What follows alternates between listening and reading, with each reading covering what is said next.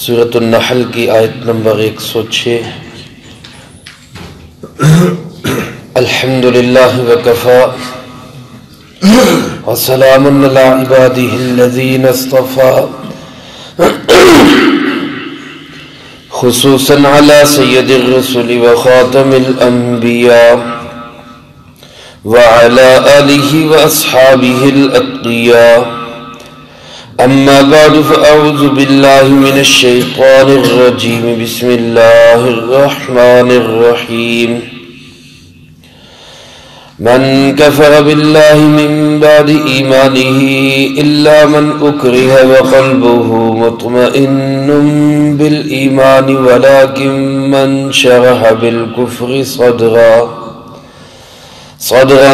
فعلیہم غضب من اللہ وَلَهُمْ عَذَابٌ عَظِيمٌ۔ ذَلِكَ بِأَنَّهُمُ اسْتَحَبُّوا الْحَيَاةَ الدُّنْيَا عَلَى الْآخِرَةِ وَأَنَّ اللَّهَ لَا يَهْدِي الْقَوْمَ الْكَافِرِينَ۔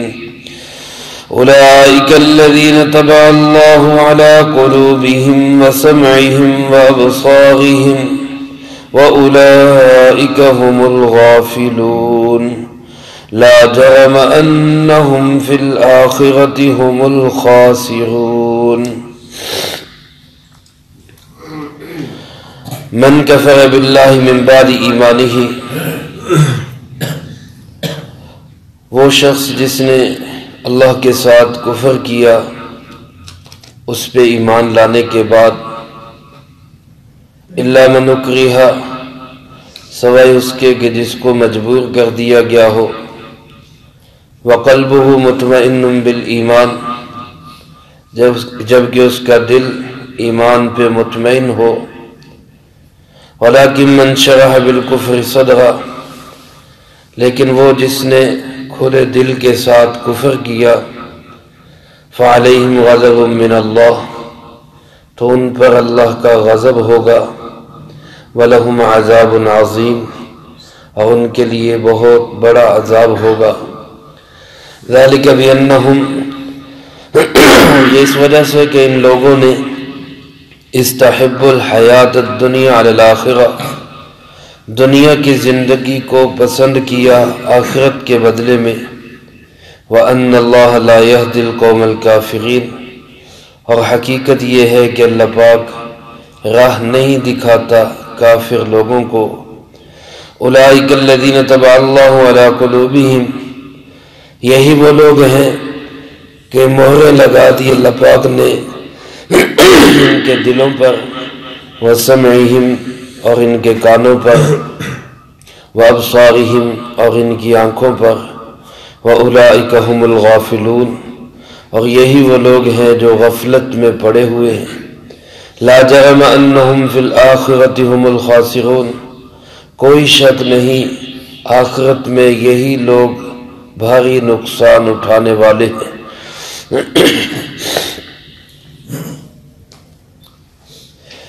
ان آیات مبارکہ میں اللہ رب العزت نے کفر اختیار کرنے والوں کی جو آخرت میں سزا ہوگی اس کے متعلق شدید تہدید اور وعید نازل فرمائی ہے۔ درمیان میں ایک آدمی کو استثناء دیا گیا ہے جس کو کفر پہ مجبور کیا گیا ہو۔ علماء نے لکھا ہے اسلام کی ابتدائی دور میں جب مسلمانوں پر بہت سختیاں کفار کی طرف سے ہو رہی تھی، شدائد ہو رہے تھے، تکلیفات دی جا رہی تھی، اس زمانے کے اندر کچھ لوگوں کو گرفتار کیا گیا جن میں حضرت یاسر بھی تھے، ان کی اہلیہ حضرت سمیہ رضی اللہ تعالیٰ عنہ بھی تھی، اور ان کے بیٹے حضرت عمار رضی اللہ تعالیٰ عنہ یہ بھی تھے۔ اسی طرح اور صحابہ کے نام بھی لکھے گئے۔ ان حضرات کو اس بات پہ مجبور کیا گیا کہ یا تو کلمہ کفر زبان سے نکالو، کفر کہو، اللہ کا انکار کرو، حضرت محمد صلی اللہ علیہ وسلم کا انکار کرو، یا پھر ہم تمہیں جان سے مارتے۔ ان میں سے حضرت سمیہ رضی اللہ تعالیٰ عنہ، حضرت یاسر رضی اللہ تعالیٰ عنہ انہوں نے صاف انکار کر دیا۔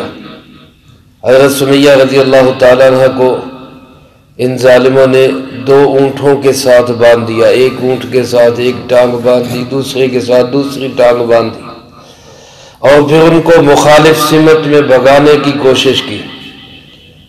اب ظاہر ہے کس قدر اذیت ناک اور تکلیف دہ منظر تھا یہ، اور اس سے بڑھ کر بدبخت ابو جہل نے ان کے نازک مقام پر نیزہ مارا، جس سے یہ چیر کے 2 حصوں میں تقسیم ہو گئی۔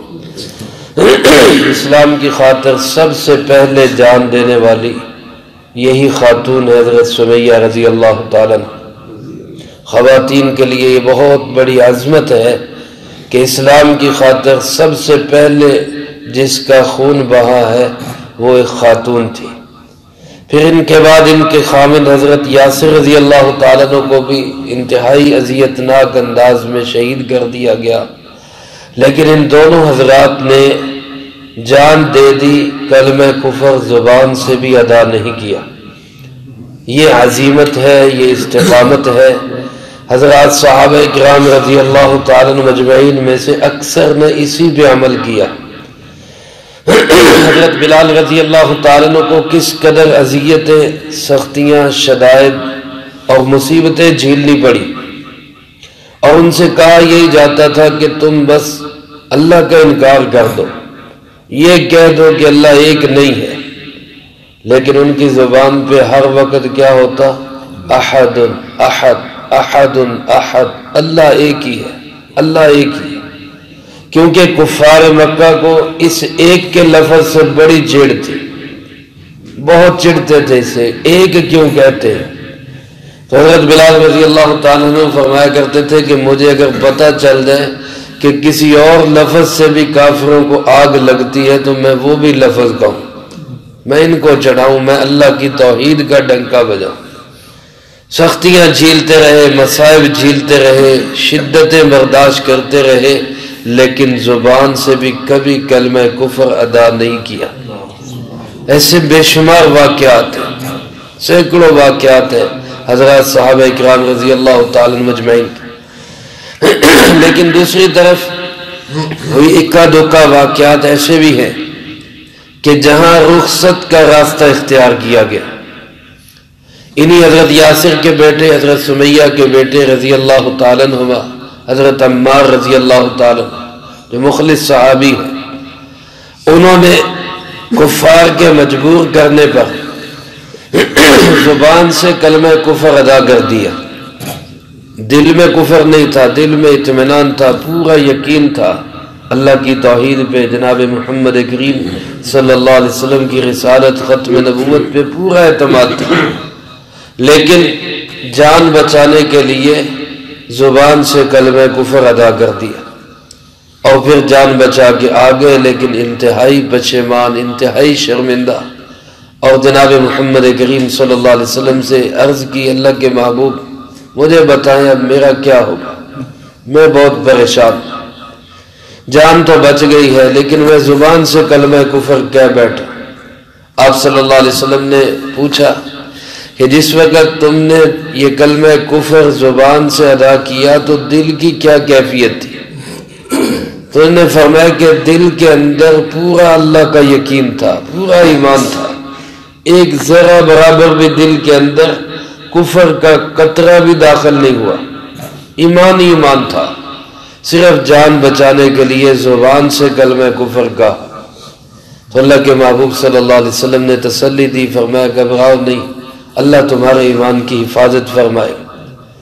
ابھی آپ صلی اللہ علیہ وسلم نے ان کو تسلی دی تو اللہ پاک کی طرف سے یہ آیات مبارکہ نازل ہو گئی کہ جو شخص ایسی مجبوری کی حالت میں جان بچانے کے لیے زبان سے کلمہ کفر ادا کر دے تو اس میں کوئی حرج نہیں، جبکہ دل کے اندر یقین ہو، ایمان ہو، اعتماد ہو۔ علماء فرماتے ہیں یہ رخصت کا راستہ ہے۔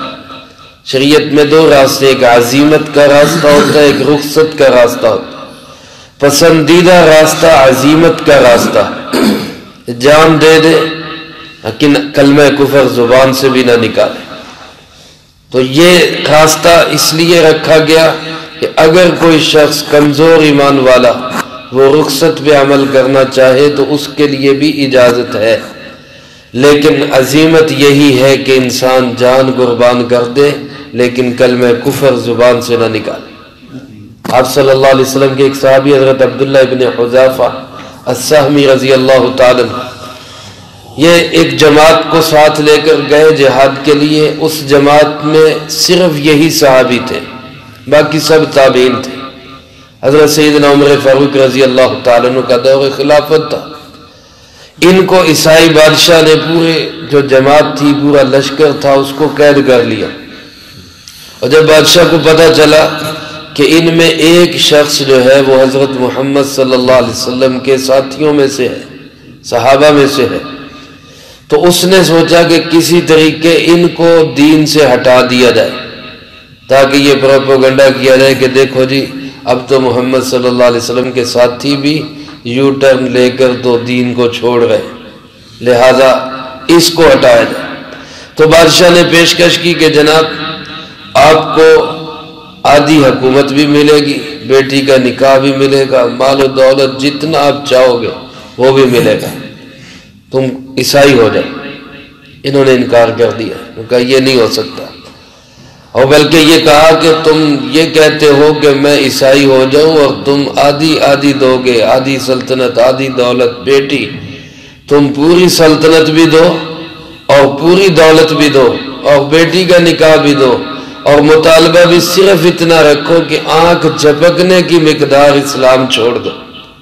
آنکھ جھپکو تو کافر، پھر کھولو تو پھر مسلمان ہو جاؤ، میں اتنی دیر کے لیے بھی اسلام چھوڑنے کے لیے تیار نہیں۔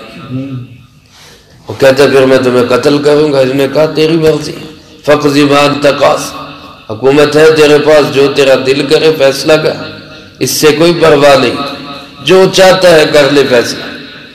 اس نے تیل کا کڑاہا منگایا، بعض روایات میں تانبے کی بنی ہوئی ایک گائے تھی، اس کے اندر تیل پکایا۔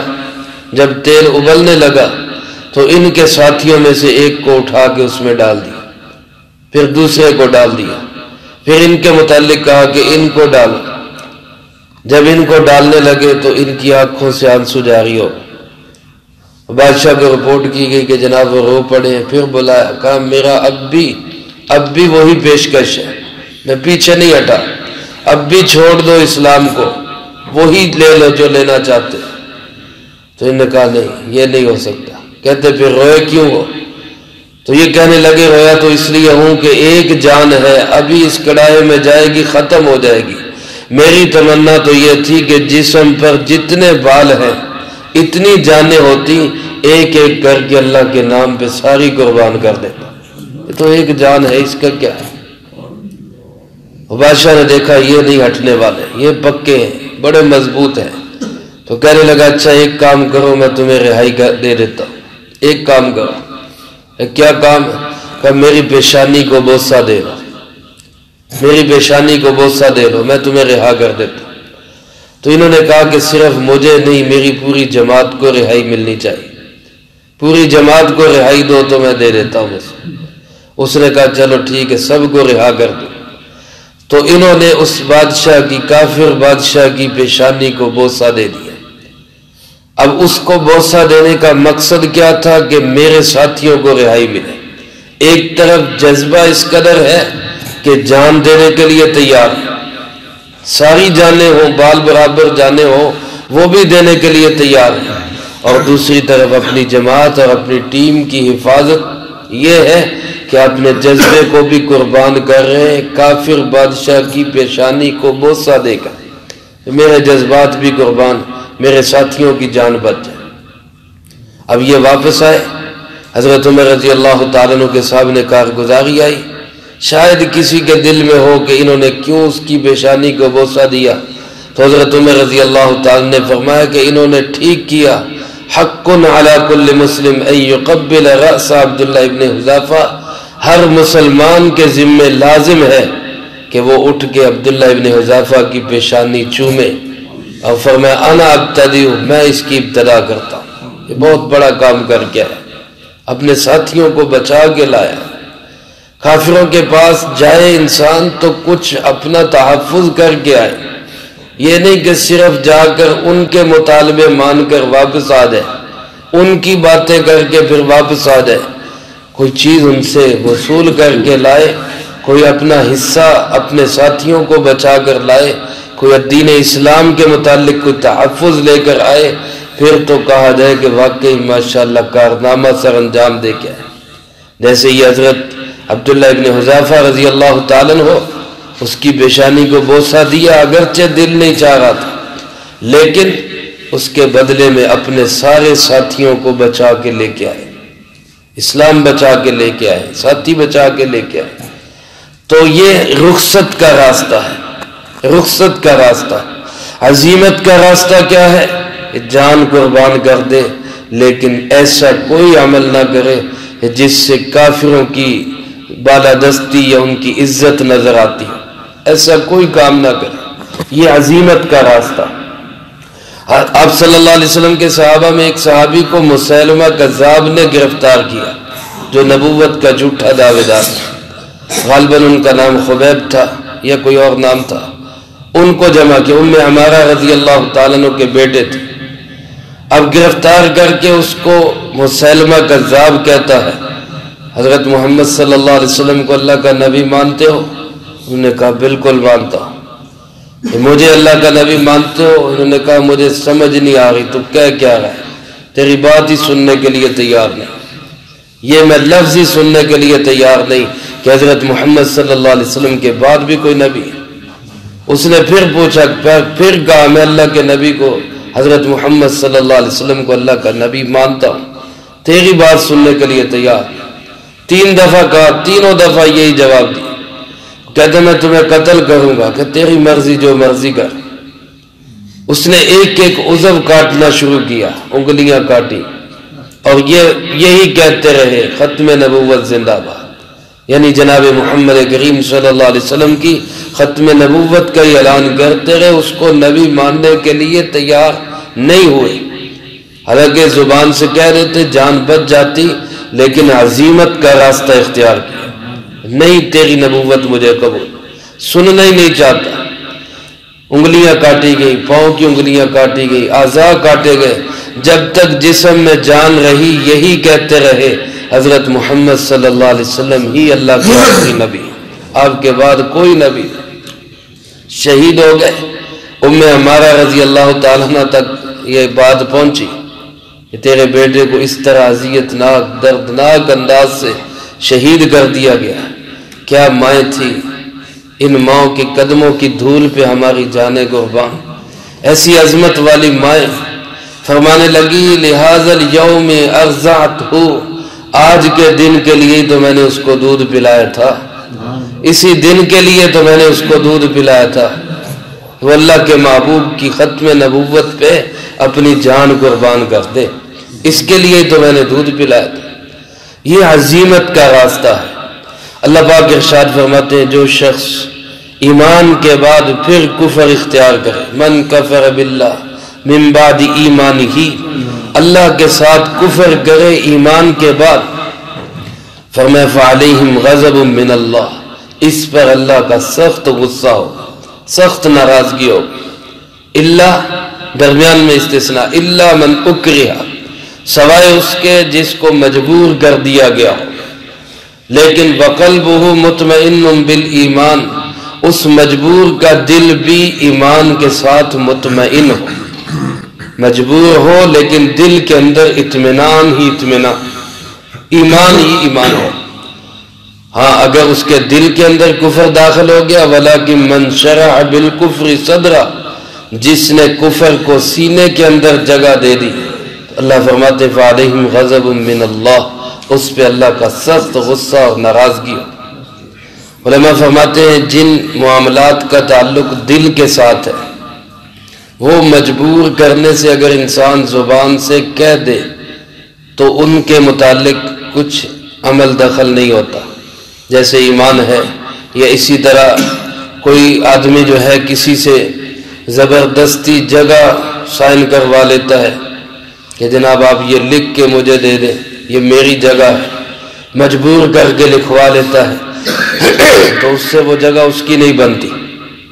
کوئی سودا زبردستی کرا لیتا ہے تو یہ سودا نہیں ہوگا. اللہ پاک نے تجارت کے متعلق کیا فرمایا؟ الا عن تراضٍ بینکم، تجارت آپس کی رضامندی سے ہوتی ہے.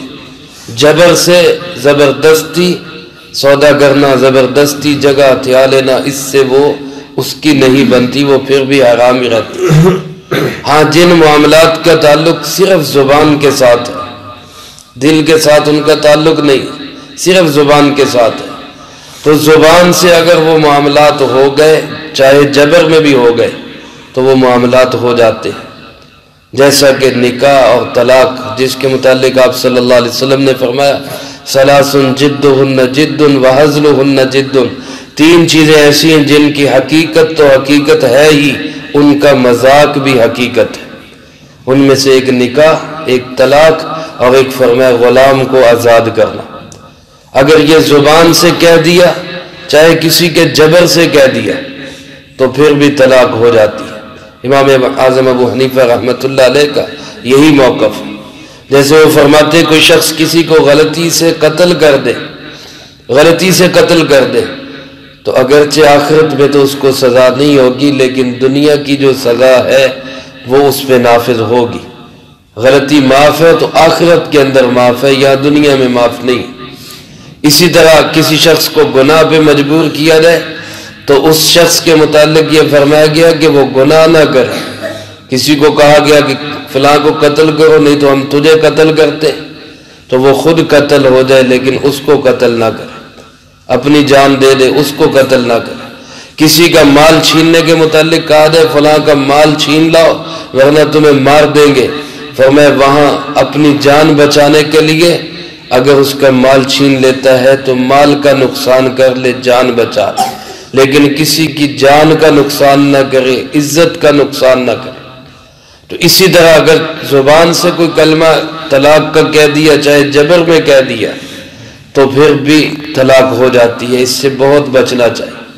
ہاں اگر کوئی شخص ایسے معاملات میں پھنس جائے، لوگ کہیں کہ جی طلاق دو، طلاق دو، زبردستی کریں، تو اس کا بھی ایک حل ہے.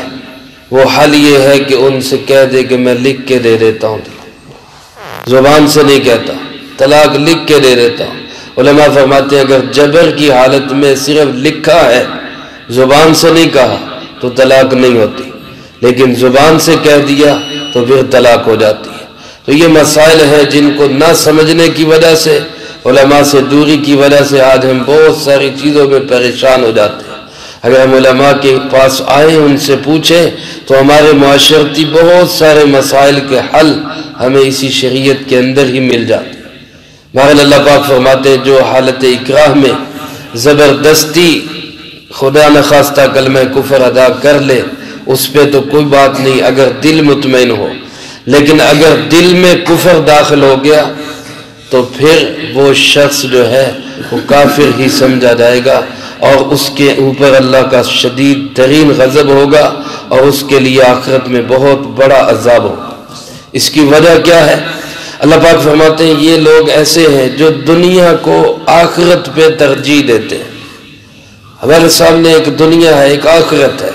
آج کل ہم دنیا کے لیے قادیانیوں کو خوش کر رہے ہیں، قادیانی خوش ہو جائیں، عیسائی خوش ہو جائیں، ہمیں کچھ امداد مل جائے، ہمارا معیشت بہتر ہو جائے. دنیا کی خاطر اللہ کے محبوب صلی اللہ علیہ وسلم کے ازلی اور جدی دشمنوں کو خوش کر رہے ہیں. اللہ پاک فرماتے ہیں یہ ان کی بنیادی وجہ ہے، جرم ہے. یہ آخرت کو ترجیح دینے کی بجائے دنیا کو ترجیح دیتے ہیں، ہماری دنیا بچ جائے. فرمایا ایسے لوگ کافر ہی سمجھے جائیں گے، اور جو کافر ہوتے ہیں اللہ ان کو کبھی بھی سیدھا راستہ نہیں دکھاتا، وہ کبھی بھی منزل مقصود تک نہیں پہنچ سکتے. فرمایا پھر ان کو بات بھی سمجھ نہیں آتی، ان کو کوئی سمجھائے، ان کو کوئی جو ہے درد دل کے ساتھ کہے، ان کے خانے میں وہ بات بھی نہیں اترتی. کیوں؟ اولئک الذین طبع اللہ علی قلوبہم وسمعہم وابصارہم، ایسے لوگوں کے دلوں پر، کانوں پر، آنکھوں پر اللہ مہریں لگا دیتا ہے، ٹھپے لگا دیتا ہے. ان کو جتنا سمجھاؤ کوئی سمجھ نہیں آتی. وہ کہتے نہیں ٹھیک کر رہے ہیں، جو کر رہے ہیں ٹھیک کر رہے ہیں. فرمایا اولئک هم الغافلون، یہی لوگ ہیں جو غفلت میں ڈوبے ہوئے، غفلت میں پڑے ہوئے، دنیا کو ترجیح دے رہے ہیں، آخرت کو بھول رہے ہیں، آخرت کے معاملے میں بالکل غفلت میں پڑے، اس چیز کا احساس ہی دل میں نہیں رہا کہ یہ اقتدار آنی جانی چیز ہے، عہدے ختم ہو جانے والی چیز ہے، اللہ کی عبدیت اور بندگی یہ سدا سلامت رہے گی، یہ اس کو بھول گئے اور اپنے اقتدار کے نشے میں لگ گئے۔ اللہ پاک فرماتے لا جرم، کوئی شک نہیں، انہم فی الآخرۃ هم الخاسرون، آخرت کے اندر یہی لوگ بڑے خسارے کے اندر ہوں گے، بہت بڑا نقصان ہوگا۔ میرے بھائیوں، سارے فیصلے دنیا کو سامنے رکھ کے نہیں کرنے چاہیے، کچھ فیصلے آخرت کو سامنے رکھ کے کرنے چاہیے، بلکہ کچھ نہیں، سارے فیصلے آخرت کو سامنے رکھ کے کرنے چاہیے۔ تو میرا کوئی فیصلہ ایسا نہ ہو جس سے میری قبر برباد ہو جائے، میرا حشر برباد ہو جائے، میں کل کو اللہ کے سامنے جناب محمد کریم صلی اللہ علیہ وسلم کے سامنے شرمندہ کھڑا ہوں۔ اس سے بہتر ہے میں ایسے فیصلے کر جاؤں دنیا کے اندر کہ جس سے میں قیامت کے دن سرخرو ہو جاؤں، اللہ کی بارگاہ میں میں شرمندہ نہ ہوں۔ اس کو سامنے رکھ کے ہمیں فیصلے کرنے چاہیے۔ اگر گھر سے لے کر ایوانہائے حکومت تک ہر جگہ پر اسی چیز کو سامنے رکھ لیا جائے کہ میری آخرت برباد نہ ہو، تو نہ گھر خراب ہو، نہ ملک خراب ہو، نہ دنیا کے اندر بربادی ہے۔ بربادی آتی اس وقت جب بندہ آخرت کو بھول جاتا ہے۔ اللہ ہم سب کو فکر آخرت نصیب فرمائے اور آخرت کو سامنے رکھ کے اپنے دنیا کے فیصلے کرنے کی توفیق نصیب فرمائے۔ اللہم لک الحمد کما ینبغی لجلال وجہک وعظیم سلطانک، اللہم لا احصی ثناء علیک انت کما اثنیت علی نفسک، اللہم لک الحمد کما انت اہلہ، صلی علی محمد کما انت اہلہ، وافعل بنا ما انت اہلہ، فإنک اہل التقوی واہل المغفرہ۔ اللہم ربنا ظلمنا انفسنا وإن لم تغفر لنا وترحمنا لنكونن من الخاسرين، اللهم احسن عاقبتنا في الأمور كلها وأجرنا من خزي الدنيا وعذاب الآخرة، اللهم احسن عاقبتنا في الأمور كلها وأجرنا من خزي الدنيا وعذاب الآخرة، ربنا لا تزغ قلوبنا بعد إذ هديتنا وهب لنا من لدنك رحمة، اللهم استر عوراتنا وآمن روعاتنا، اللهم إنا نجعلك في نحورهم ونعوذ بك من شرورهم، ربنا تقبل منا إنك أنت السميع العليم وتب علينا إنك أنت التواب الرحيم، صلى الله على النبي الكريم وعلى آله وأصحابه أجمعين برحمتك يا